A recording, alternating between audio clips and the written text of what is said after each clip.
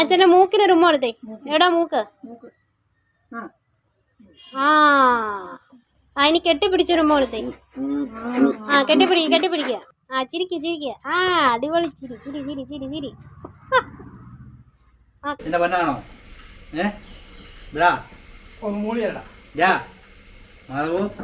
മാധവനല്ലാതെ ഇഷ്ടമാണ്. പക്ഷെ വെള്ളം അടിച്ചേക്ക് വരുന്ന ഒരു മനുഷ്യനെ അവന്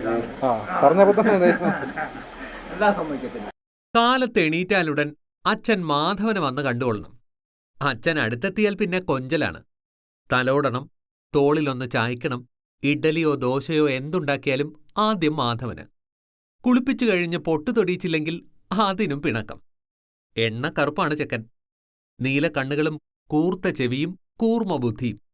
ചിരിച്ചും ഉമ്മ കൊടുത്തുമൊക്കെ തന്റെ വീട്ടുകാരെ എല്ലാവരെയും അവൻ കുപ്പിയിലാക്കി. 5 വയസ്സുകാരൻ മാധവന് കുട്ടികളോട് കൂട്ടുകൂടാൻ വലിയ ഇഷ്ടമാണ് താനും.